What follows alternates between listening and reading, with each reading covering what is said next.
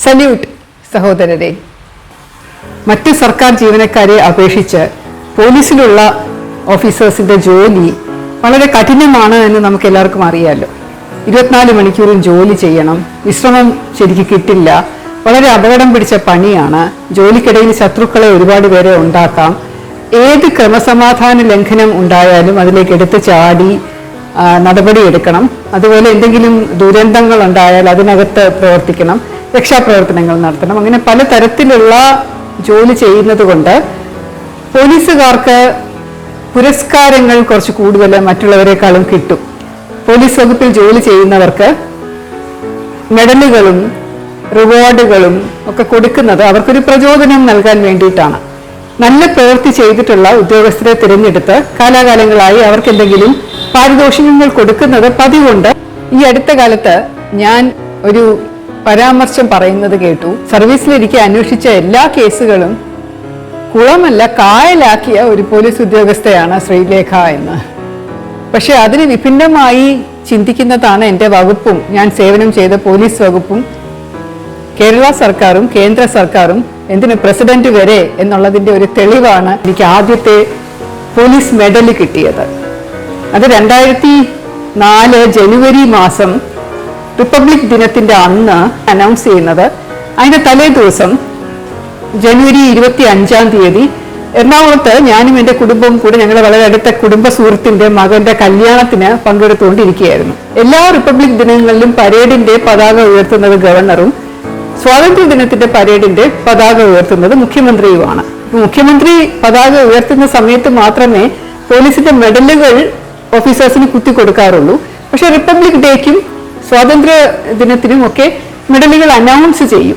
IPS ഉദ്യോഗസ്ഥർക്ക് വളരെ നല്ലതായി കരുതപ്പെടുന്ന 2 മെഡലുകളുണ്ട്, IPM-ഉം PPM-ഉം. അതായത് ഇന്ത്യൻ പോലീസ് മെഡലും പ്രസിഡന്റ്സ് പോലീസ് മെഡലും. അത് രണ്ടും നൽകുന്നത് പ്രസിഡന്റിന്റെ ഓഫീസിന്റെ സാക്ഷനോട് കൂടിയാണ്. വളരെ നീണ്ട ഒരു പ്രക്രിയയാണ് അത് നൽകുന്നതിന് വേണ്ടി പാലിക്കുന്നത്. നമ്മുടെ കേരളത്തിലുള്ള ഏകദേശം 75-80% ഉദ്യോഗസ്ഥർക്കും ഈ 2 മെഡലുകളും ഒരു കാലാവധി കഴിയുമ്പോൾ കിട്ടാറുണ്ട്. പലർക്കും കിട്ടിയിട്ടില്ല, പലർക്ക് വളരെ വൈകി കിട്ടാറുണ്ട്. പക്ഷെ അത് കിട്ടുന്നതും ആ മെഡല് യൂണിഫോമിൽ അണിയുന്നതും ഒക്കെ വളരെ അഭിമാനം തരുന്ന കാര്യമാണ്.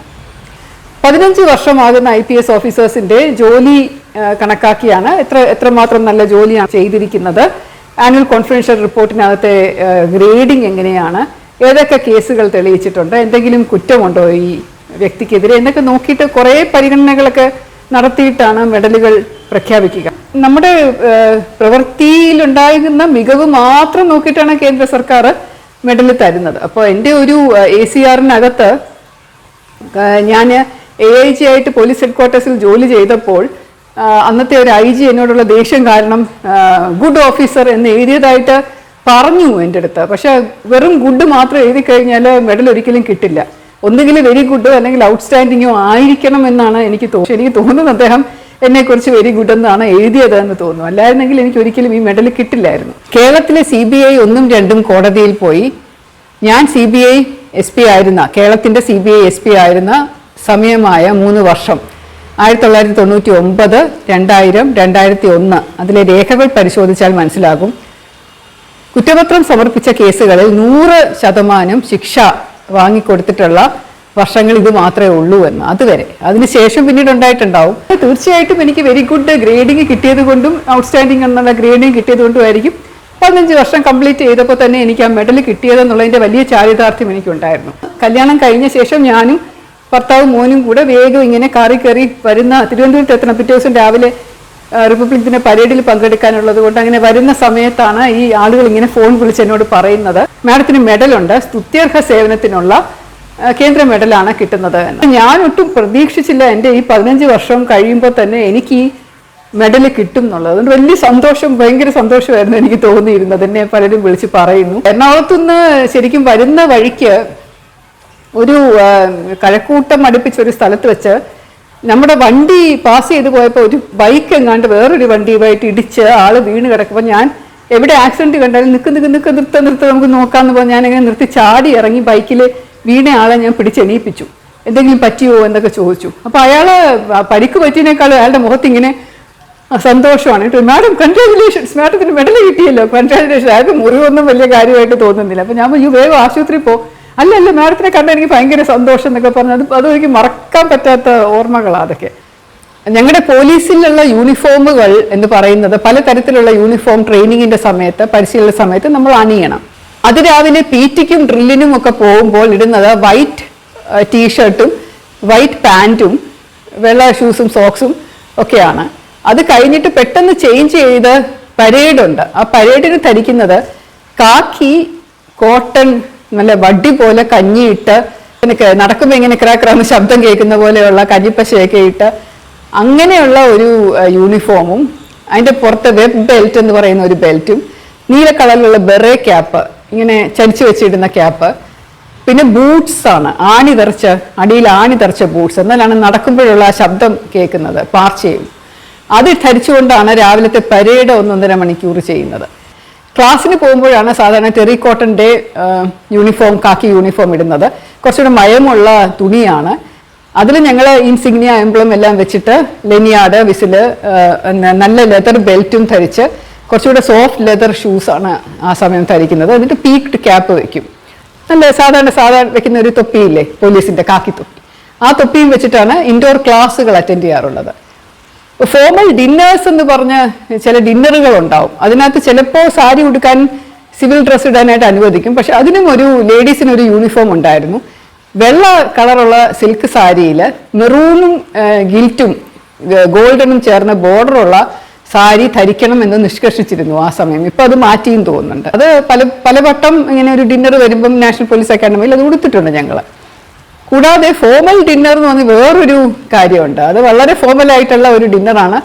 ഞങ്ങളുടെ 2 വർഷത്തിനിടയ്ക്കുള്ള ട്രെയിനിങ്ങിന് ഒരൊറ്റ പ്രാവശ്യം മാത്രമേ ആ ഡിന്നർ നടത്തിയിട്ടുള്ളൂ. അതിന് ടോസ്റ്റ് ഒക്കെ പറഞ്ഞുകൊണ്ടുള്ള ഡിന്നറാണ്. അതിനുവേണ്ടി ഒരു പ്രത്യേക ട്രെയിനിങ് ഒക്കെ തരും. എങ്ങനെയാണ് സൂപ്പ് കുടിക്കേണ്ടത്, എങ്ങനെയാണ് ടേബിളിൽ ഇരിക്കേണ്ടത്, ഫോർക്ക് എങ്ങനെ പിടിക്കണം, നൈഫ് എങ്ങനെ പിടിക്കണം എന്നൊക്കെയുള്ള ഒരു ട്രെയിനിങ് ആണ് തരുന്നത്.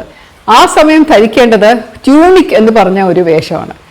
കുറച്ചും കൂടെ കട്ടി കൂടിയ ഉളനും കൂടെ ചേർന്ന ഒരു യൂണിഫോം മെറ്റീരിയലാണ് കാക്കിയുടെ. അതിൻ്റെ പാൻറ്റും ഒരു കോട്ടുമാണ് ഇടേണ്ടത്. അപ്പോൾ കോട്ട് എന്ന് പറയുന്നത് വളരെ വളരെ വലിയ സിൽവർ ബട്ടൺസ് ഒക്കെയുള്ള IPS-ന്റെ എംബ്ലവും IPS എന്ന് എഴുതിയതും ഒക്കെ വെച്ച സിൽവർ ബട്ടൺസ് ഇവിടെയൊക്കെയുള്ളൊരു കോട്ടാണ്.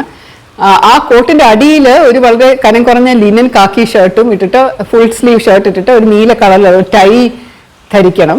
എന്നിട്ട് ക്യാപ്പ് വെക്കണം, ക്രോസ് ബെൽറ്റ് അണിയണം. അപ്പോൾ അതാണ് ട്യൂണിക് എന്ന് പറയുന്നത്, വളരെ ഫോർമൽ ആയിട്ടുള്ള ഡ്രസ്സ്.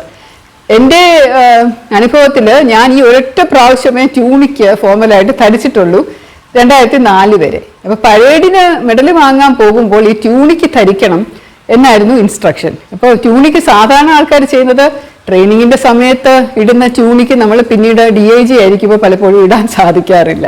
അപ്പോഴേക്കും കുറച്ച് വണ്ണമൊക്കെ വെച്ച് വയറൊക്കെ ചാടി ഒന്നും അടുക്കുകയില്ല നമുക്ക്. ബെൽറ്റും അതിൻ്റെ ട്യൂണിക്കിൻ്റെ തന്നെ ഒരു പ്രത്യേക ബെൽറ്റും ഒരു രീതിയും ഒക്കെ ഉണ്ട് അണിയുന്നത്. അപ്പോൾ 5000-6000 രൂപ ചിലവാക്കി ഇതുപോലെ ഒരു തുണി വാങ്ങി ട്യൂണിക്ക് തയ്ച്ചിട്ടൊക്കെയാണ് സാധാരണ എല്ലാവരും ഇട്ടുകൊണ്ട് പോകുന്നത്, നല്ല പുത്തനായിട്ട്. അപ്പം ഞാൻ വെറുതെ അത് കളയേണ്ട, നമ്മുടെ പഴയ ട്യൂണിക്ക് എവിടെയും നോക്കാമെന്ന് പറഞ്ഞ് ഞാൻ എൻ്റെ പഴയ പെട്ടിയൊക്കെ തുറന്ന് നോക്കിയപ്പോൾ അത് കിട്ടി. ശകലം ചില സ്ഥലങ്ങളിൽ എന്തോ ഉറുമ്പോ മറ്റോ വേറെ ഒന്ന് പൊടിഞ്ഞിട്ടുണ്ട് എന്നുള്ളതല്ലാതെ ഒരു കുഴപ്പവും ഇല്ലായിരുന്നു ഈ ട്യൂണിക്കിന്. അപ്പം ഞാൻ ഇട്ട് നോക്കിയപ്പോൾ എന്തോ ഭാഗ്യം കൊണ്ട് എനിക്കത് ചേരുന്നുണ്ട്, വലുതായിട്ട് ടൈറ്റ് ആയിട്ടില്ല. അതും ധരിച്ചുകൊണ്ടാണ് ഞാൻ പോയത്. സ്വോർഡ് നമുക്ക് പിടിക്കേണ്ടി വരും, സ്വോർഡ് ഡ്രില്ലുണ്ട്. ഈ സ്വോർഡ് എന്ന് പറയുന്നത് സെറിമോണിയൽ സ്വോർഡാണ്, ഭയങ്കര ഭംഗിയാണ് അത് കാണാൻ. സിൽവറിൽ IPS എന്നൊക്കെ എഴുതി വെച്ച പിടിയും ലെതർ വെച്ചിട്ടുള്ള ഒരു ടാഗും ഒക്കെ ഉണ്ട്. പിന്നെ ലെതറിൻ്റെ ഒരു പൗച്ചും അതിനുണ്ട്, അതിൻ്റെ സ്വോർഡിൻ്റെ ഓറയുണ്ട്. അപ്പോൾ ആ സ്വോർഡ് നമ്മൾ ഈ ഇടതുവശത്തെ നമ്മുടെ യൂണിഫോമിൻ്റെ ഒരു ബെൽറ്റിൽ ഇങ്ങനെ തൂക്കിയിടാം. എന്നിട്ട് ആ സ്വോർഡ് ഇങ്ങനെ എടുത്തു വെച്ചിട്ട് നമ്മൾ ഇങ്ങനെ ഒരു പരേഡ് വെച്ചിട്ടാണ് നമ്മൾ മാർച്ച് സ്വോർഡ് ഡ്രില്ല് നടത്തുന്നത്. സ്വോർഡ് ഡ്രില്ല് നമ്മൾ പഠിപ്പിക്കും, പക്ഷേ എഗെയിൻ സ്വോർഡ് ഡ്രില്ല് യൂസ് ചെയ്യേണ്ടി വരുന്നത് പരേഡ് കമാൻഡ് ചെയ്യുമ്പോൾ മാത്രമാണ്. ഒരു സ്ക്വാഡ് കമാൻഡർമാർ മാത്രമാണ് സ്വോർഡുമായിട്ട് മാർച്ച് ചെയ്യുന്നത്, ബാക്കി എല്ലാവരും തോക്കും വെച്ചാണ് മാർച്ച് ചെയ്യുന്നത്. എനിക്കൊരിക്കലും സ്ക്വാഡ് കമാൻഡറായിട്ട് പ്രവർത്തിക്കേണ്ടി വന്നിട്ടില്ല. എൻ്റെ പരേഡൊക്കെ വലിയ മോശമായിരുന്നു, ഗുണമൊന്നും ഉണ്ടായിരുന്നില്ല. അതുകൊണ്ട് എപ്പോഴും സ്ക്വാഡിൻ്റെ ഒരാളായിട്ട് ഞാൻ നിൽക്കുക ചെയ്തിട്ടുള്ളൂ.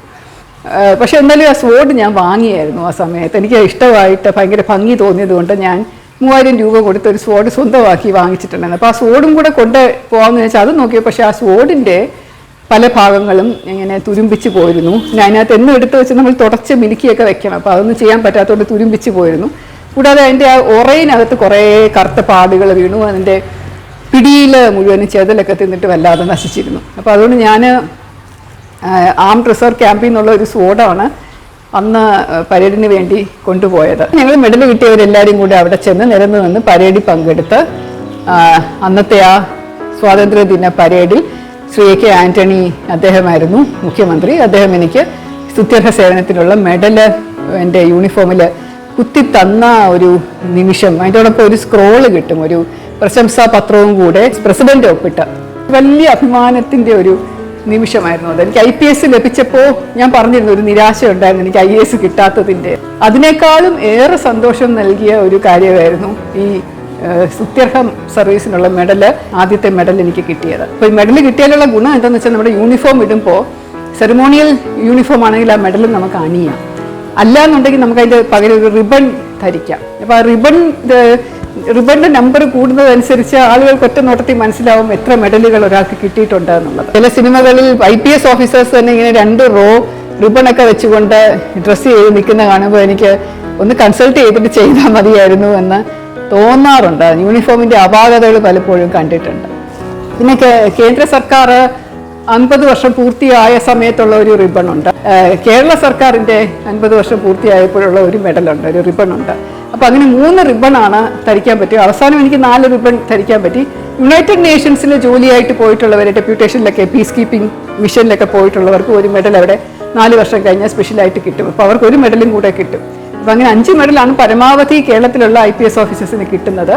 ആർമി ഓഫീസേഴ്സിനൊക്കെ ഇങ്ങനെ 2 നിര റിബണുകൾ കാണാറുണ്ട്. അപ്പം അത്രയും മെഡൽ അവർക്ക് കിട്ടിയത് കൊണ്ടാണ് ധീരതയ്ക്കുള്ള മെഡലുകൾ, വിശിഷ്ട സേവനത്തിനുള്ള മറ്റു മെഡലുകൾ. ധീരതയ്ക്കുള്ള മെഡലുകളൊക്കെ ജമ്മു ആൻഡ് കാശ്മീരിൽ പോലീസ് ഓഫീസേഴ്സിന് കിട്ടുമെങ്കിലും കേരളത്തിൽ ഇതേവരെ ആർക്കും കിട്ടിയിട്ടില്ല. അതിനുള്ളൊരു സാഹചര്യം ഇവിടെ ഇല്ലാത്തത് കൊണ്ട്. നല്ല ഒരു സംഭവം എൻ്റെ ജീവിതത്തിൽ ഉണ്ടായതും ഞാൻ എറണാകുളം റേഞ്ച് DIG ആയിട്ട് ചാർജ് എടുത്ത ആ സമയത്ത് തന്നെയാണ്.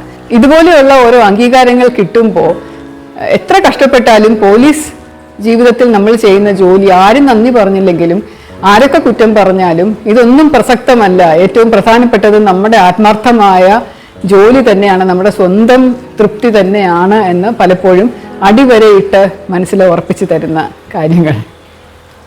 സസ്നേഹം, ശ്രീലേഖ.